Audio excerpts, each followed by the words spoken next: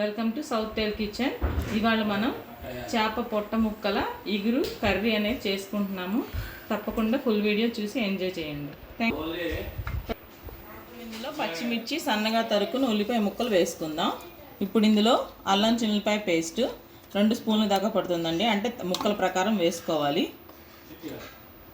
తగినంత ఉప్పు, తగినంత కారం, కొంచెం పసుపు, రుచికి తగినంత వేసినావా.